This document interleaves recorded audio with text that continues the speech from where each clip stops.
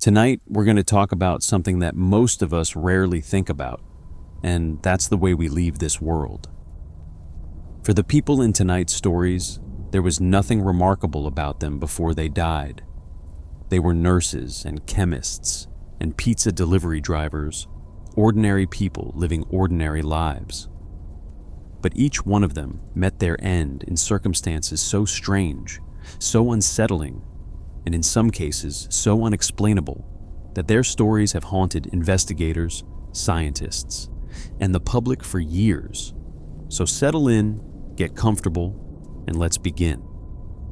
On the evening of February 19th, 1994, somewhere around 8 o'clock, paramedics from the Riverside Fire Department in California were dispatched to the home of a 31-year-old woman named Gloria Ramirez. She was in acute distress when they arrived, struggling to breathe, her heart pounding irregularly, and she had been vomiting for days. Gloria was a mother of two, someone her friends described as cheerful, warm, and full of life, someone who brought joy to the people around her. But Gloria had been diagnosed with late-stage cervical cancer just 6 weeks earlier, and on this particular night, her body was giving out. Paramedics placed her on a monitor, started an IV, administered oxygen, and rushed her to the emergency room at Riverside General Hospital. When the trauma team began working on Gloria, things seemed relatively routine for a patient in her condition. They sedated her with a cocktail of diazepam, midazolam, and lorazepam to stabilize her. They tried to bring her heartbeat under control. They began standard emergency procedures to give her whatever chance they could. But then, without any warning at all, things started to go very, very wrong. A nurse drawing Gloria's blood noticed something strange. There was an oily sheen covering Gloria's skin, almost like she had been rubbed down with some kind of cream. Another staff member caught a peculiar, fruity, garlic-like odor coming from Gloria's mouth. And then when the nurse pulled a syringe of blood from Gloria's arm, she and a nearby medical resident named Julie Gorczynski noticed something that stopped them cold. Floating in the blood sample were tiny crystalline particles, white or manila-colored, suspended in the dark fluid like something out of a science fiction film. The nurse who had drawn the blood fainted first. Then Gorczynski, who had leaned in to look at the crystals more closely, lost consciousness and began convulsing on the floor. A third staff member, Maureen Welch, also collapsed. One by one, the people trying to save Gloria's life were dropping. The emergency department chairman ordered an immediate evacuation of the entire ER. Patients were wheeled out into the parking lot in the cold night air, while a skeleton crew, some of them now wearing protective equipment, stayed behind to continue working on Gloria. But it was too late. At 8:50 that night, after 45 minutes of CPR and defibrillation, Gloria Ramirez was pronounced dead. Her official cause of death was kidney failure stemming from her cancer. But that was only half the story. 23 hospital workers who had been in close proximity to Gloria became ill that night. 5 of them were hospitalized. Gorczynski, the medical resident, spent 2 full weeks in the intensive care unit, suffering tremors, muscle spasms, and memory lapses. In the aftermath, hazmat teams were called in. They tested the emergency room for toxic gases and found absolutely nothing. Gloria's body was sealed in multiple layers of plastic shrouding and placed in an airtight aluminum casket. When pathologists finally performed the autopsy, they did so in full protective suits, treating her body as if it were a container of nerve gas. The official toxicology report found traces of Tylenol, lidocaine, codeine, and an anti-nausea medication called Tigan in her system. But the most significant finding was an abnormally high concentration of dimethylsulfone in her blood and tissues, at 3 times the normal amount even 6 weeks after her death. An investigation by the Lawrence Livermore National Laboratory eventually proposed a hypothesis. They suggested that Gloria had been self-administering dimethyl sulfoxide, commonly known as DMSO, as a home remedy for her cancer pain. DMSO is a solvent that was once used as a muscle rub and is known to relieve pain when applied to the skin. The theory goes like this. The DMSO on Gloria's skin would have been converted by her body into dimethylsulfone, which is harmless. But in the oxygen-rich environment of the emergency room and possibly accelerated by the defibrillation, that dimethylsulfone could have been further oxidized into dimethyl sulfate, which is a volatile and highly toxic chemical agent. When the nurse drew Gloria's blood into the low-pressure environment of a vacutainer tube, the dimethyl sulfate could have vaporized and become airborne, poisoning everyone nearby. The Riverside Coroner's Office accepted this as the most likely explanation. Gloria's family, however, denied she had ever used DMSO. To this day, no one has been able to conclusively prove what happened in that emergency room. The official cause listed on the coroner's report is cardiac dysrhythmia resulting in kidney failure, all stemming from her cervical cancer. But the mystery of how a dying woman's body somehow became toxic enough to hospitalize nearly 24 medical professionals has never been fully answered. The incident shook Riverside General Hospital to its core. In the weeks that followed, the emergency room staff who had been affected continued to deal with the physical and psychological aftermath. Gorczynski, the medical resident who had collapsed while examining the crystalline particles in Gloria's blood, developed hepatitis, pancreatitis, and a vascular necrosis in her knees, conditions her doctors attributed to the toxic exposure. She would later file a lawsuit against the county. The Riverside County Department of Health and Human Services launched its own parallel investigation, appointing 2 researchers to interview every person who had been in the ER that night. They profiled the affected workers so thoroughly that they even compared what each person had eaten for dinner. The initial theory that floated around was that the whole thing had been mass hysteria, a psychological phenomenon in which one person's symptoms trigger similar reactions in those nearby. But mass hysteria doesn't typically produce measurable physical effects like hepatitis or the crystalline structures that were observed in Gloria's blood. The family, meanwhile, was devastated not just by Gloria's death, but by the way she was portrayed in the media. Gloria's sister, Maggie Ramirez Garcia, publicly expressed her anger at the investigation, saying she didn't believe a word the county officials or the coroner had to say. A pathologist hired by the family to conduct an independent examination was unable to reach meaningful conclusions because Gloria's body had been so heavily contaminated by the circumstances of the initial investigation and the extensive delay before autopsy. Gloria was buried at Olivewood Memorial Park in Riverside on April 20th, 1994, 10 weeks after her death.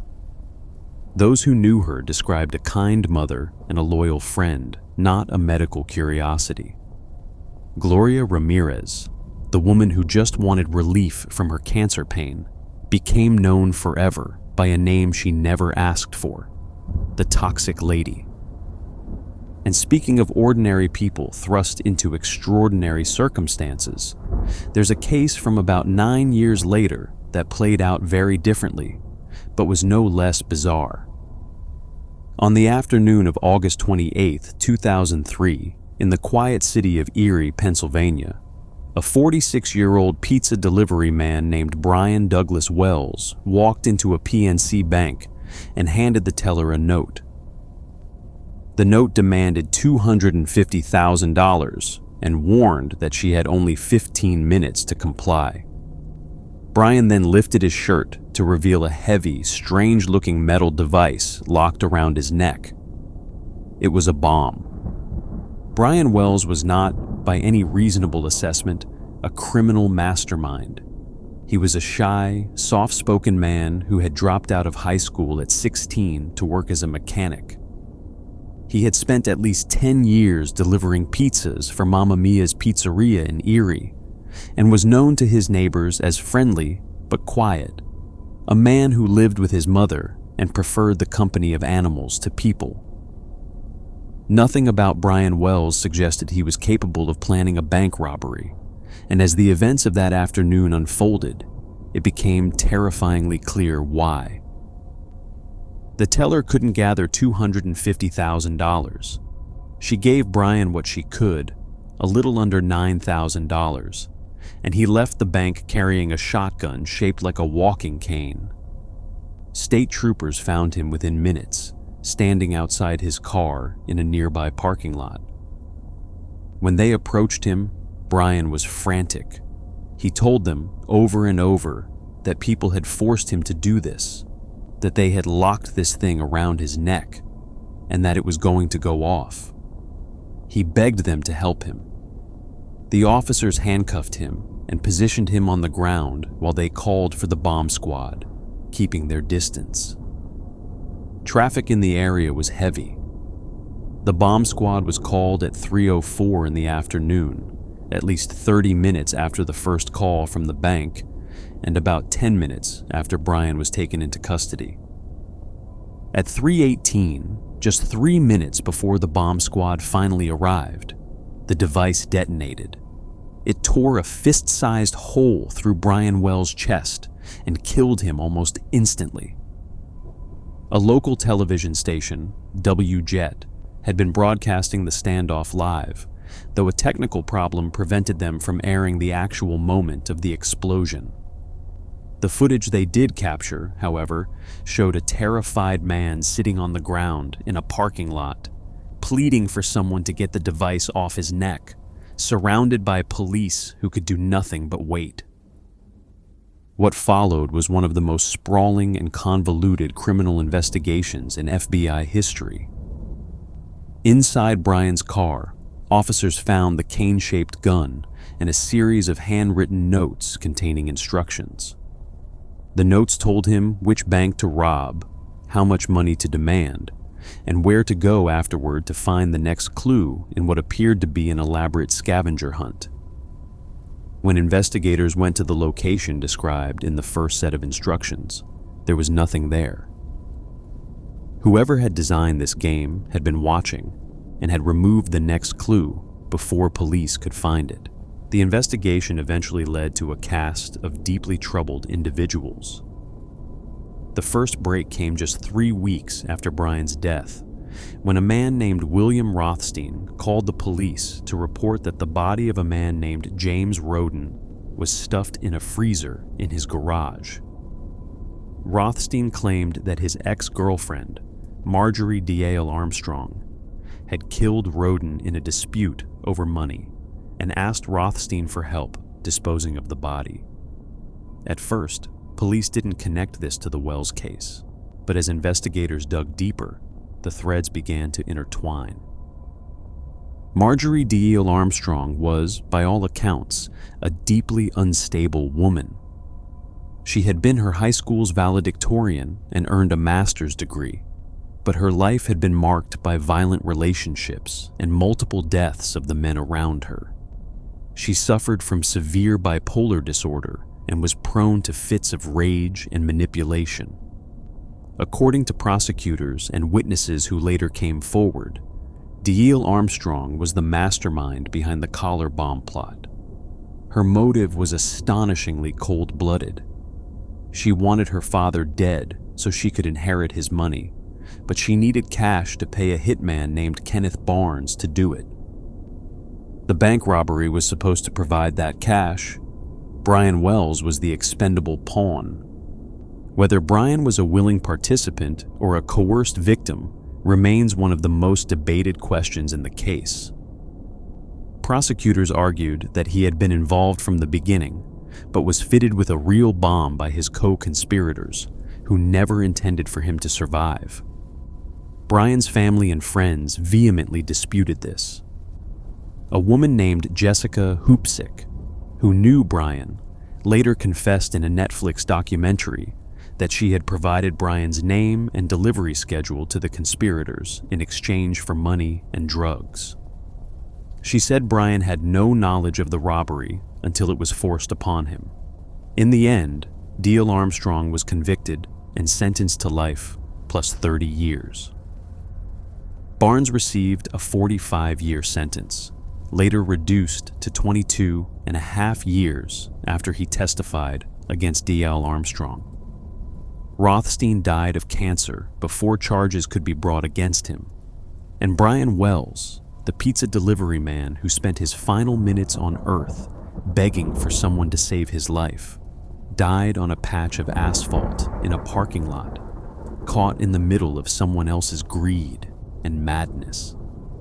The bomb that killed him was a grotesque piece of engineering, a hinged collar that locked around the neck like a massive handcuff, with 4 keyholes positioned under the chin, and a rectangular housing containing 2 pipe bombs and 2 kitchen timers.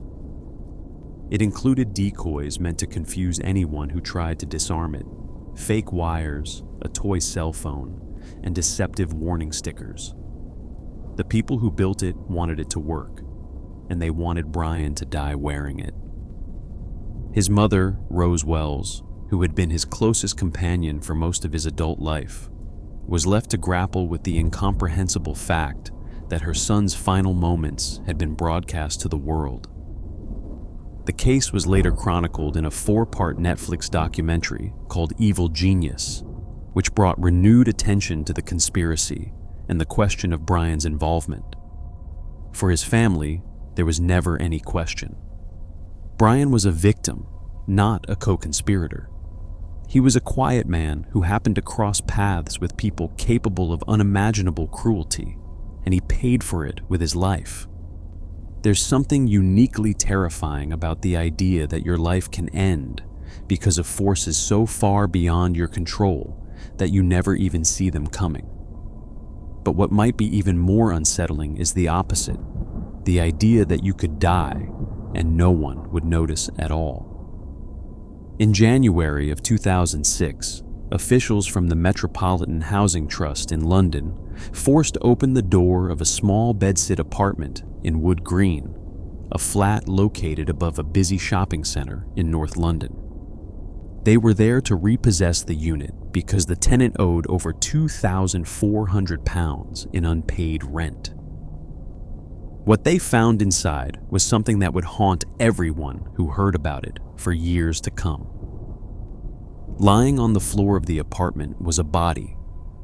It was little more than a skeleton by the time they found it, so badly decomposed that identification was only possible through dental records. Nearby, on the floor, was a small pile of Christmas presents, neatly wrapped but never opened, never delivered. In the corner, the television was still on, still tuned to BBC One, flickering with light and sound into a room where no one had been alive to watch it for over 2 years. The heater was still running. The woman's name was Joyce Carol Vincent, and she had been dead since approximately December of 2003. Joyce Vincent was not the lonely, isolated figure you might expect from such a story.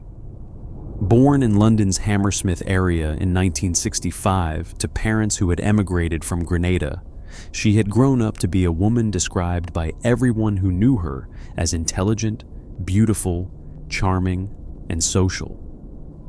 She worked in London's financial district in the 80s and 90s, holding positions at firms including Ernst & Young, where she spent 4 years in the Treasury Department. Friends remembered her as immaculately dressed, with a wicked sense of humor. She had once met Nelson Mandela. She had rubbed shoulders with musicians and celebrities. She was the kind of person who lit up a room. But somewhere beneath that polished exterior, Joyce's life had begun to fracture. She resigned from Ernst & Young in March of 2001 without giving anyone a clear reason. Shortly afterward, she moved into a shelter for victims of domestic abuse. It emerged that she had been in a relationship marked by violence, and she was trying to escape. Around this same time, she began cutting off contact with her 4 older sisters and the rest of her family. She stopped answering phone calls. She stopped showing up to places where people expected to see her. She seemed to be pulling away from the world, one thread at a time. In February of 2003, Joyce was moved into the bedsit in Wood Green, a social housing unit designated for domestic abuse victims. She told no one her new address. She simply disappeared into the apartment, and within months, she was dead. The cause of death could never be definitively determined because of the advanced state of decomposition.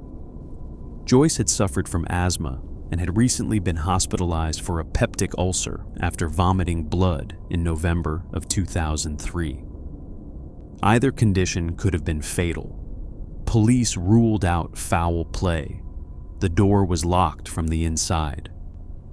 There were no signs of a break-in. What makes Joyce's story so profoundly disturbing is not just that she died alone, but that the systems meant to keep track of her failed so completely. Half of her rent was being automatically paid through housing benefits, so the housing trust didn't realize anything was wrong for months. When the benefits stopped and arrears began to accumulate, it still took over a year for officials to finally force the door open. Neighbors smelled something awful, but assumed it was from the waste bins below the building. The television hummed and the heater ran because her utility bills were covered by direct debit. Meanwhile, Joyce's sisters had actually hired a private detective to find her. He eventually located the flat and hand-delivered letters from her family. Those letters were never opened. They sat in the pile of post that accumulated behind the door, joining the Christmas presents, the flickering television, and the skeletal remains of a woman who had once been the center of every room she walked into. The private detective's success in finding her address makes the tragedy even more pointed. Her family was looking. They were trying. But by the time those letters arrived, Joyce was already gone, lying on the floor of her apartment, surrounded by gifts she would never give, while the world carried on just outside her walls and below her windows in the shopping center that hummed with life every day.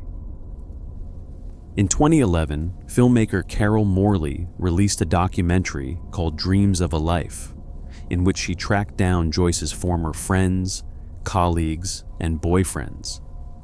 It had taken her years of painstaking research, placing advertisements in newspapers and online, seeking anyone who had known Joyce. The people who came forward were universally shocked. None of them could reconcile the vibrant social woman they had known with the solitary death she had suffered.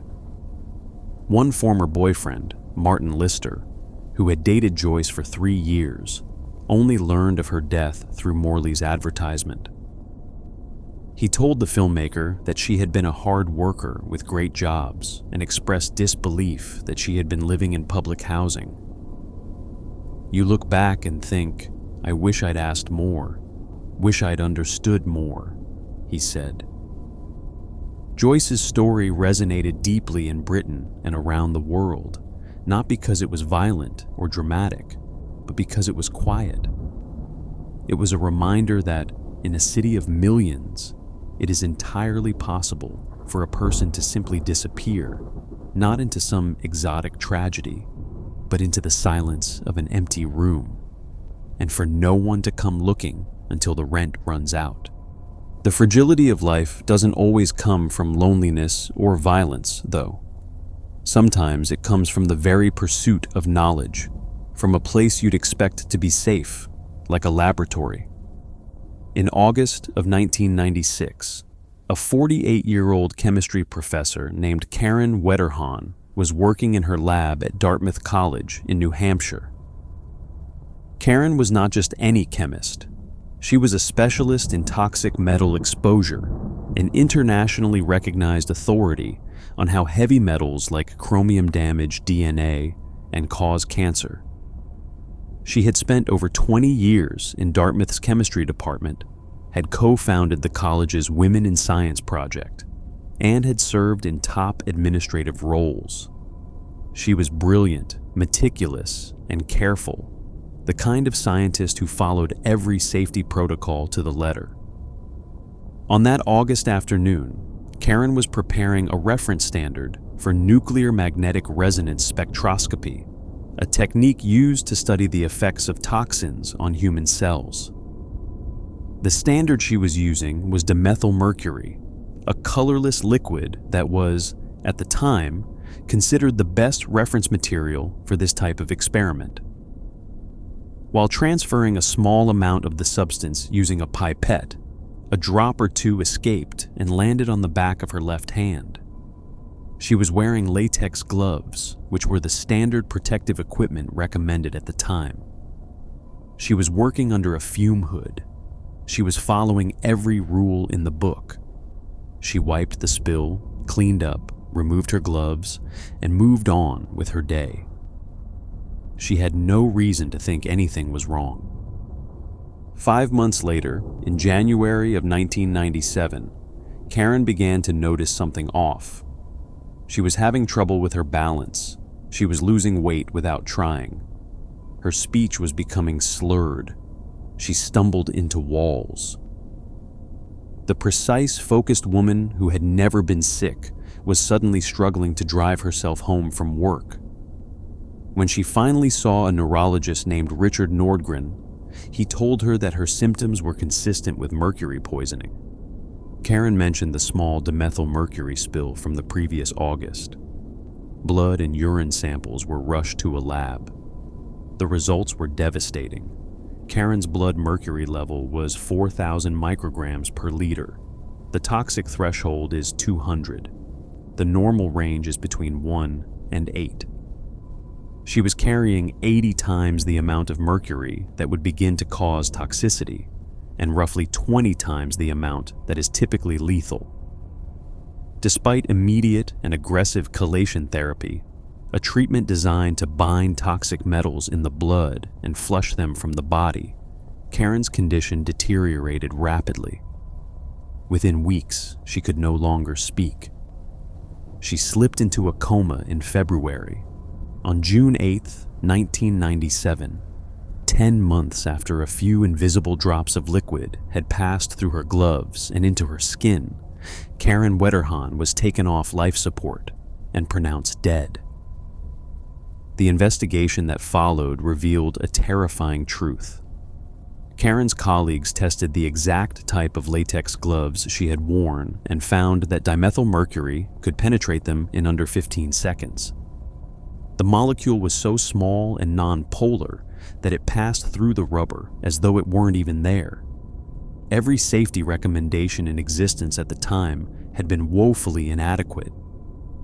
OSHA issued new guidelines discouraging the use of dimethylmercury entirely unless absolutely necessary, and mandating the use of special plastic laminate gloves for handling the compound. One of Karen's last wishes, her colleague David Nierenberg later told reporters, was that her death would not be wasted, that scientists and doctors would learn from what happened to her so that no one else would suffer the same fate.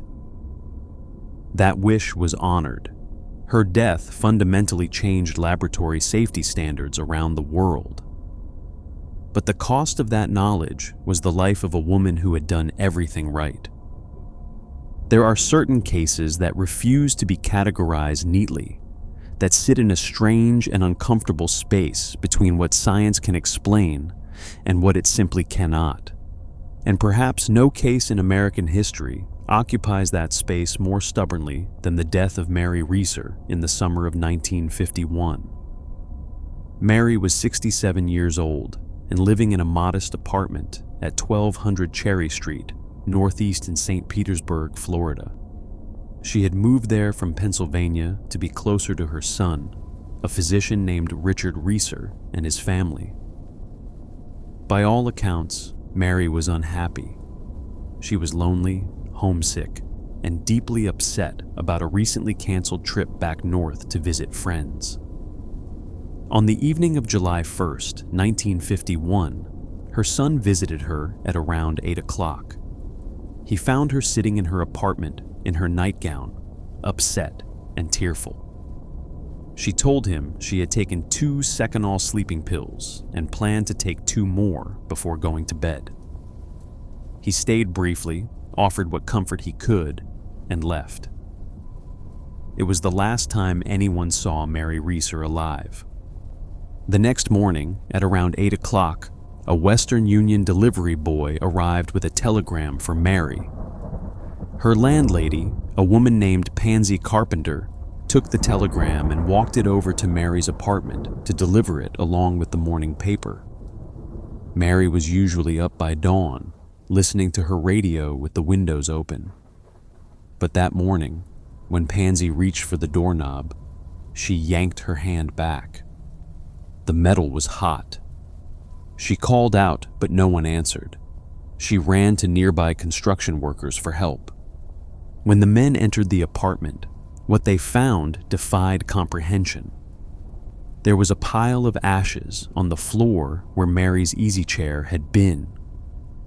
Within the ashes were the coiled springs of the chair, a section of Mary's spine, and her left foot, still wearing a black satin slipper. Her skull was also present, but it appeared to have been reduced in size dramatically, described in early reports as shrunken to about the size of a teacup, though this description was later disputed by some investigators. There was soot on the upper walls of the room and a few melted light switch covers, but beyond that, the apartment was remarkably intact. A candle on a nearby table had melted into a puddle of wax. Newspapers stacked near the chair were unburned. Furniture mere feet away showed no fire damage. The rest of the building was untouched. The St. Petersburg Fire Department responded and found thick smoke but very little active fire. Assistant Fire Chief James Hunter opened the windows to ventilate the apartment. A small, smoldering mass on the floor, the last remnant of whatever had consumed Mary Reeser, was extinguished with a hand pump. The police chief, J.R. Reichert, was deeply disturbed by what he saw. In a letter to FBI Director J. Edgar Hoover, he wrote that the case was too puzzling for his small-town force to handle, and he sent a box of evidence, including glass fragments, objects believed to be teeth, carpet sections, and the surviving shoe, to the Bureau for analysis. The FBI's conclusion, delivered weeks later, was that Mary Reeser had most likely fallen asleep while smoking, her cigarette igniting her highly flammable rayon nightgown. The fire then fed on her body fat, a process known as the wick effect, in which human tissue, once ignited, can burn slowly for hours at relatively low temperatures, much like a candle. The clothing acts as the wick, and the melted body fat acts as the fuel. This explanation accounted for the extreme destruction of the body while leaving the surrounding apartment mostly unscathed. Mary's son accepted this explanation. "I think the fire that consumed my mother's body was so powerful because it fed on her own body fat," he told reporters years later. But not everyone was convinced. Physical anthropologist Wilton Krogman, who was brought in as a consultant, was deeply skeptical. He estimated that temperatures of around 3,000 degrees Fahrenheit, sustained over several hours, would have been necessary to reduce a human skeleton to the condition in which Mary's was found. A typical house fire reaches about 2,000 degrees. How could a fire of that intensity burn for that long without destroying the rest of the apartment? How could the floor beneath the chair, which was made of concrete, survived virtually unscathed. And what about the skull? Krogman noted that intense heat typically causes skulls to swell and crack, not shrink. He walked back some of his more dramatic statements later in life, but his initial reaction captured the public imagination.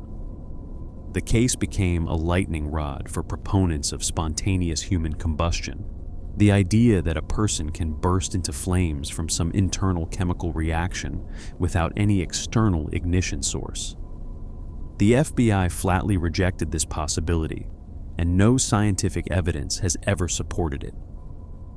But the story of Mary Reeser, the Cinder Lady, has persisted for over 70 years, not because people truly believe in spontaneous combustion, but because the official explanation, as plausible as it may be, still leaves too many questions lingering in the smoke. Some deaths are made bizarre not by the method itself, but by the strange and deeply unsettling circumstances that surround them. And few cases have generated more fascination, speculation, and internet obsession than what happened to Elisa Lam at the Cecil Hotel in Los Angeles in early 2013. Elisa was a 21-year-old Canadian student at the University of British Columbia who had set out on a solo trip through the American West Coast. She was a young woman who loved bookstores, blogged about her experiences, and posted pictures from stops like the San Diego Zoo. In late January, she checked into the Cecil Hotel in downtown Los Angeles, a towering 600-room building with a history so dark it had earned the nickname America's Hotel of Death. The Cecil had been a magnet for tragedy since the Great Depression, when the neighborhood around it collapsed into what became known as Skid Row. Over the decades, the hotel became a haven for the desperate, the transient, and the criminal. There had been at least 18 deaths at the Cecil since it opened, and in the 1980s, serial killer Richard Ramirez, the Night Stalker, had reportedly lived there when rooms cost as little as $14 a night. In an attempt to shed its grim reputation, the hotel had recently rebranded half its floors as Stay on Main, a budget-friendly hostel aimed at tourists and international travelers. That was the section where Elisa booked her room. From the beginning, something was off. Elisa was initially assigned a shared room, but her roommates quickly complained about her behavior. The hotel's lawyer would later describe it as certain odd behavior. According to the manager, Amy Price, Elisa was leaving notes for her roommates that said things like, "Go home," and "Go away," and was locking them out with improvised passwords. She was moved to a private room after just 2 days. She also attended a live taping of a television show in Burbank, but was escorted out by security for disruptive behavior. Despite this, Elisa called her parents in British Columbia every day, as she always did while traveling. On January 31st, 2013, the day she was supposed to check out of the Cecil and continue to Santa Cruz, her parents did not hear from her. They called the LAPD. Officers came to the hotel and searched Elisa's room. Her belongings were still there, her luggage, her medication, her identification. Dogs were brought through the building.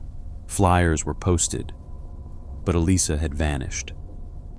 Then, on February 13th, the LAPD released a piece of surveillance footage from one of the hotel's elevators, and the entire internet seemed to stop.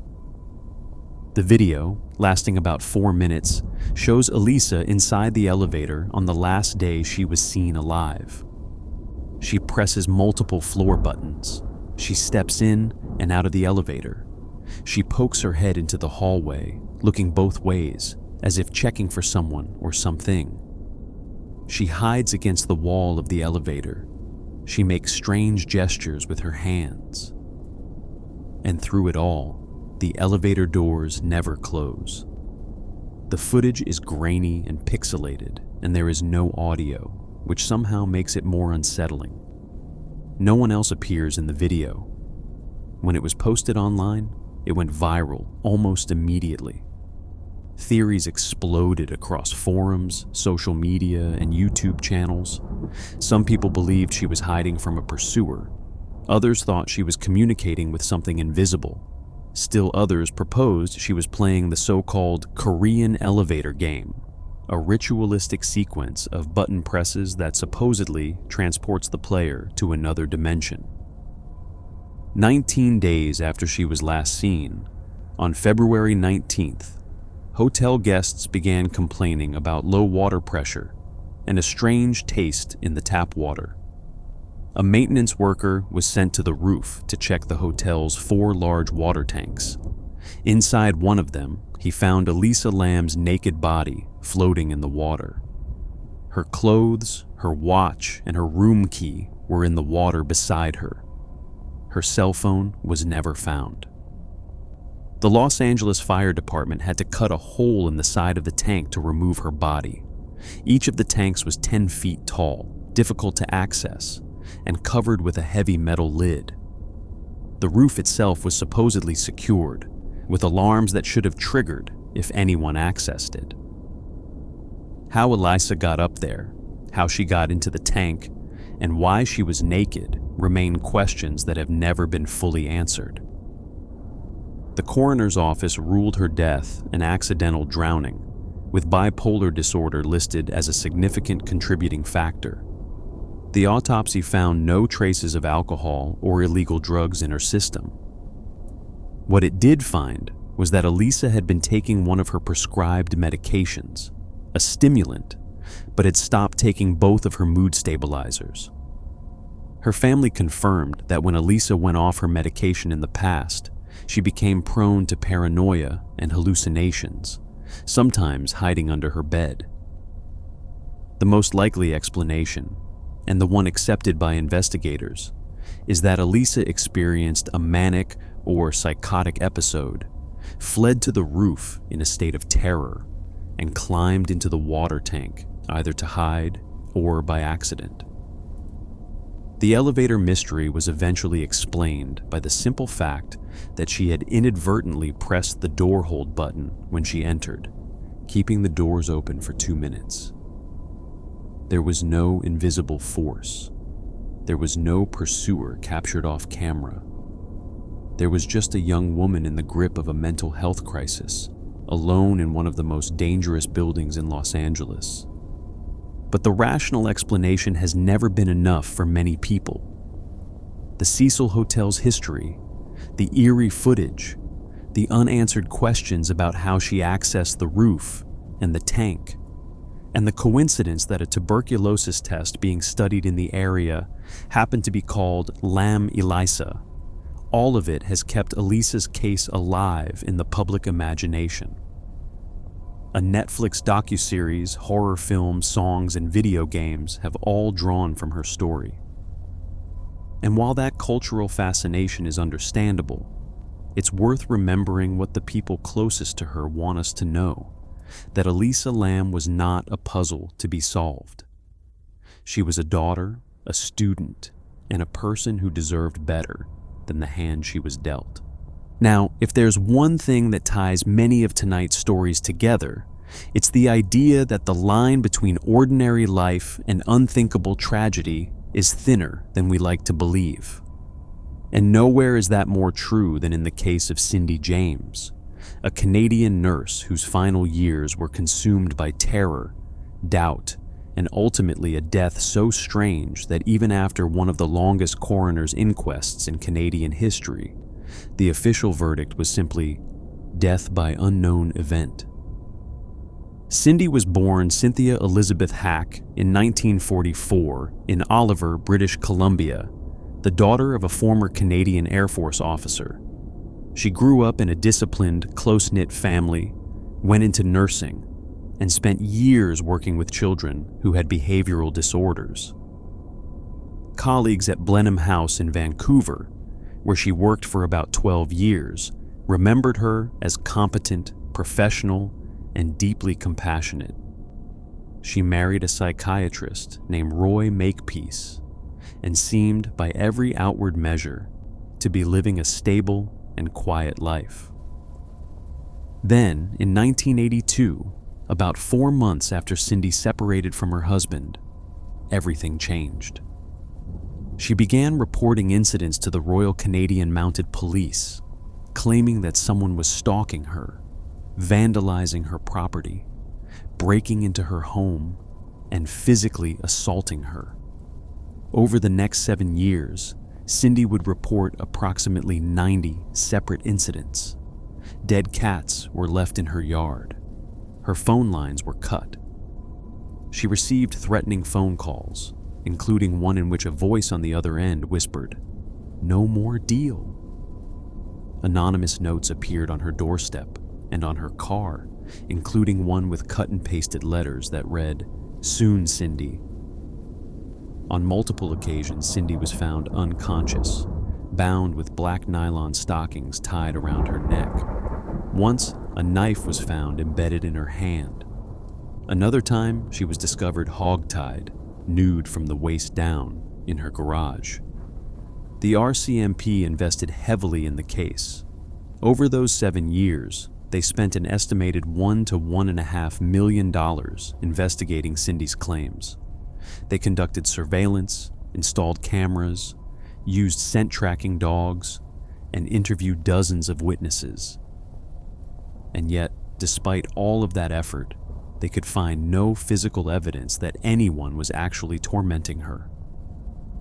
There were no fingerprints on the threatening notes, no DNA. The dogs lost trails at dead ends. When glass from a fire at her home was examined, investigators found it had fallen outward, suggesting the fire had been set from the inside. They wanted to charge Cindy with staging the incidents, but a psychiatrist warned that doing so could push her over the edge. Cindy agreed to take 2 lie detector tests, and both indicated she was being untruthful. Yet there were things that didn't fit the fabrication theory. An RCMP not expert named Robert Chisnell examined the bindings found on Cindy and concluded at the time that it was highly unlikely she could have tied herself up in that way. Scent dogs on one occasion tracked an unknown individual's trail over the backyard fence of her home, and the sheer persistence and escalation of the incidents seemed to go far beyond what most investigators had ever seen in cases of staged victimhood. By the spring of 1989, Cindy was exhausted. She had changed her name, altered the color of her car, moved houses, and relied on friends to sleep over so she wouldn't be alone. She had begun working at Richmond General Hospital and, for stretches, managed to appear almost normal. But the harassment never fully stopped. In mid-May, she asked her private investigator, a man named Ozzy Caban, for a gun. She said she was ready to fight back. It was the last conversation they had. On May 25th, 1989, Cindy went about her day as usual. She went to the department store and got a makeover. She bought a birthday present for a friend's child. She spoke to multiple friends on the phone, sounding upbeat and making plans for bridge that evening. That night, her friends Agnes and Tom Woodcock pulled into her driveway and honked the horn. Cindy didn't come to the window. She didn't answer the door. She was gone. 2 weeks later, on June 8th, a construction worker found Cindy's body lying in the brambles beside an abandoned house in Richmond. She was hogtied, her hands and feet bound behind her back with black nylon stockings. A second stocking was wrapped around her throat. Her car was found in the parking lot of a nearby shopping mall with drops of blood on the door and her credit card underneath. The autopsy revealed that she had died of an overdose of morphine, diazepam, and flurazepam.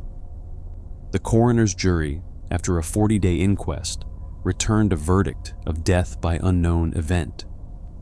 They could not determine whether it was murder, suicide, or something else entirely.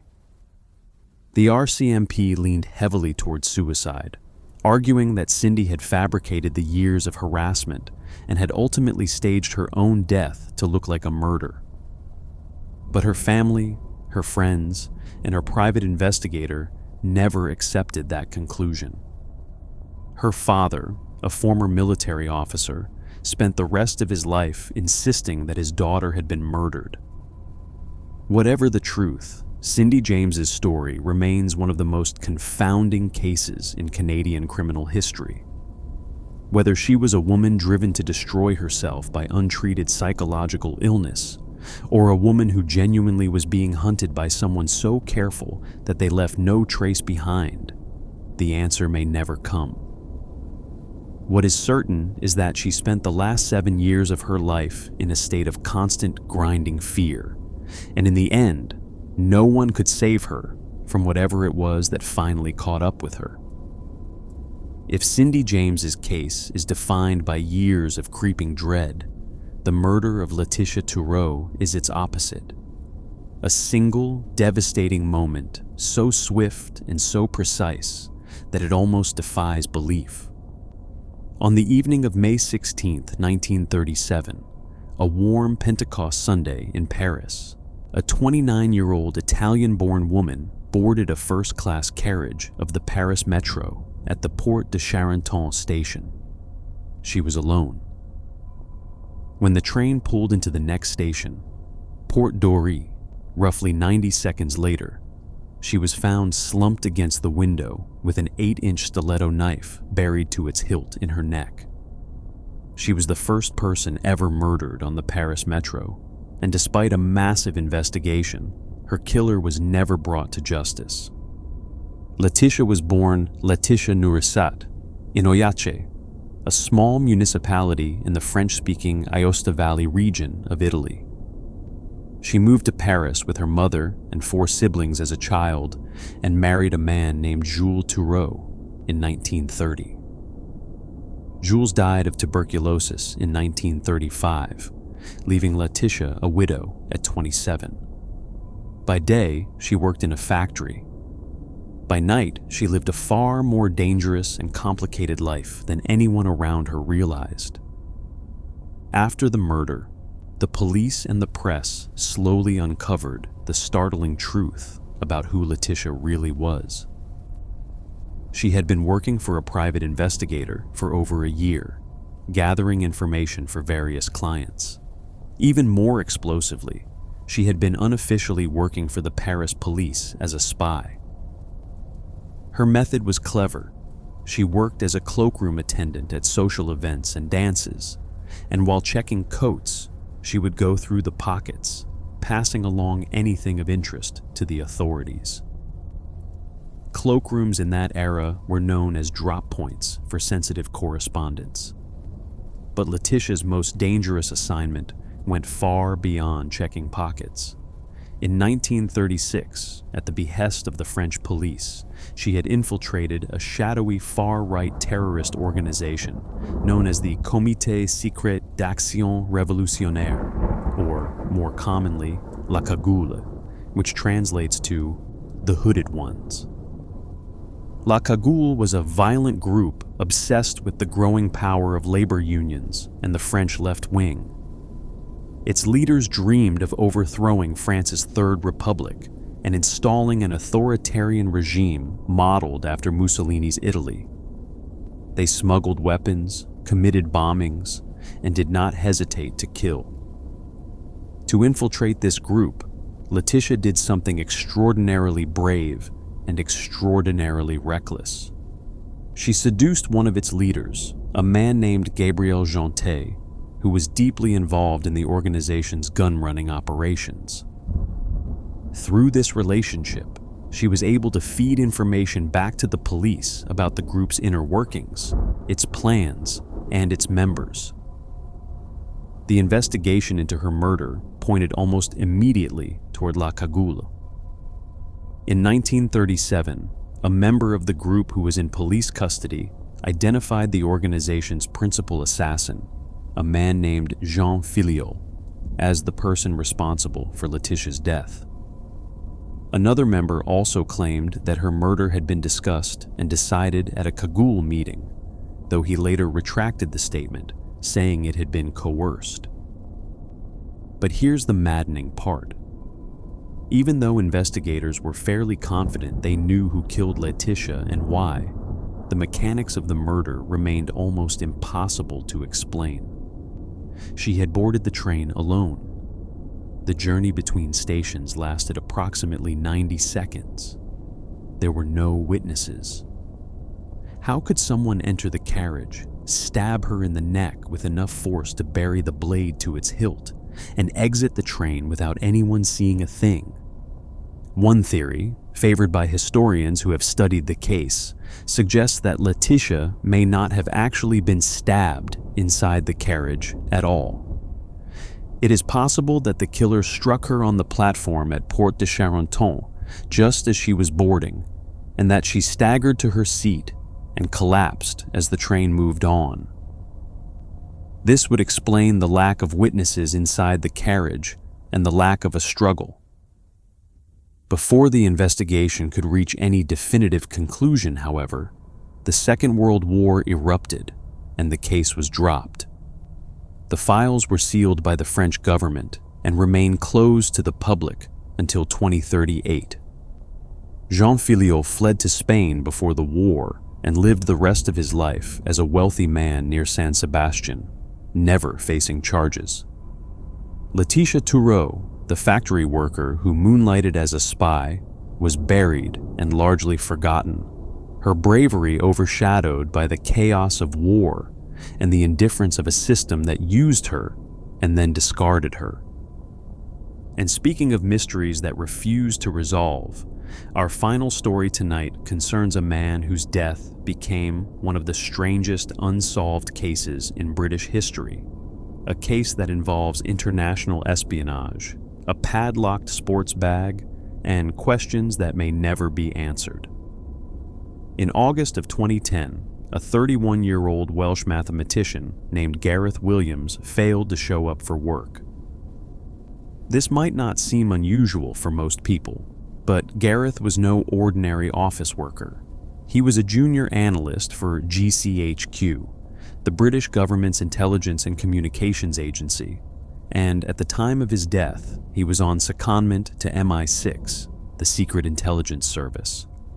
When colleagues realized they hadn't heard from him in over a week, police were sent to his flat, a government-owned apartment on Alderney Street in Pimlico, central London.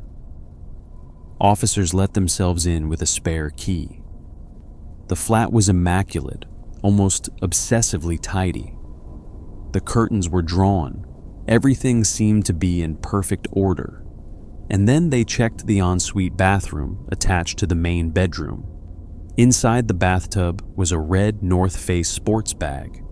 It was zipped shut and padlocked from the outside. Inside that bag, naked and decomposing, was Gareth Williams. Gareth had been something of a prodigy. He began studying mathematics part-time at Bangor University while still in secondary school and was described by colleagues as a genius. He was quiet, private, and intensely focused. He preferred cycling and walking in the Welsh countryside to the social scene in London. In fact, just before his death, he had asked to be transferred back to GCHQ because he disliked what he called the rat race, flash car competitions, and post-work drinking culture at MI6. He was scheduled to return to Cheltenham in September. The initial investigation raised more questions than it answered. There was no sign of forced entry into the flat. The bag was padlocked from the outside, meaning whoever closed it would have needed to be outside the bag when the lock was fastened. Yet the key to the padlock was found underneath Gareth's body, inside the bag. His fingerprints were not on the padlock, not on the zipper, and not on the rim of the bathtub. Forensic analysis found inconclusive fragments of DNA from at least 2 unidentified individuals on the bag, but there was no definitive evidence of a third party being present at the time of death. no cause of death could be determined. His system was free of alcohol and common recreational drugs. The coroner, Fiona Wilcox, delivered a narrative verdict in 2012, stating that Gareth's death was unnatural and likely to have been criminally mediated. She was satisfied, on the balance of probabilities, that someone else had placed Gareth in the bag and locked it. She noted that an expert who examined the bag concluded it would have been virtually impossible for Gareth to lock himself inside it. A forensic search expert named Peter Faulding later wrote in his memoir that he attempted to lock himself inside an identical bag more than 300 times and was never able to do so. In his view, Gareth was likely already dead when he was placed in the bag. But then the Metropolitan Police, given unprecedented access to MI6 staff during a reinvestigation, reached a starkly different conclusion. In 2013, they announced that the most probable scenario was that Gareth had died alone in his flat, having accidentally locked himself inside the bag. They acknowledged, however, that for both hypotheses, there exist evidential contradictions and gaps in our understanding. A further forensic review completed in 2023 found no new DNA evidence and identified no additional lines of inquiry. Theories about what really happened to Gareth Williams have proliferated over the years. Some point to his work, which reportedly involved tracing international money laundering routes used by Russian organized crime networks. A former KGB agent named Boris Karpichkov, who defected to Britain, publicly stated that Russian intelligence was responsible for the killing, claiming Gareth had been close to identifying a mole within the British security services. Others have pointed to the discovery that Gareth's wardrobe contained 25,000 pounds worth of women's clothing, and that he had occasionally visited bondage websites, suggesting a possible connection to a private life that could have made him vulnerable to blackmail or an encounter gone wrong. His family has adamantly rejected any suggestion that his death was accidental or self-inflicted, and has criticized MI6 for failing to notice his absence for a full week. Gareth Williams' case remains officially unsolved. The flat in Pimlico where he was found has long since been reassigned. The red North Face bag and the padlock have been examined and re-examined, and the quiet Welsh mathematician who wanted nothing more than to go back to the countryside and ride his bicycle through the hills never got the chance.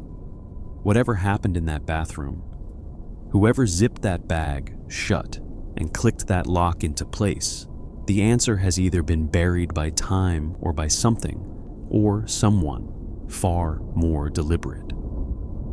His family released a statement saying they believed the coroner's original finding, that his death was unnatural and likely criminally mediated, was the one that accurately reflected the circumstances. They also pointed out something that had troubled many people from the very beginning. MI6, the organization responsible for Gareth's safety while he was on secondment, did not report him missing for a full week. A full 7 days passed before anyone from the agency thought to check on a young man living alone in a city he didn't particularly like, doing work that may have put him in the crosshairs of some of the most dangerous people on Earth. His family said that if proper steps had been taken, the kind any reasonable employer would have taken, further information about his death might not have been lost to the passage of time and the decomposition of his body. Whether Gareth Williams was the victim of a foreign intelligence operation, an encounter gone wrong, or a bizarre accident that defied all logic, the full truth may never be known. The red bag, the padlock, and the keys all tell a story. The problem is that no one alive can agree on what that story actually says.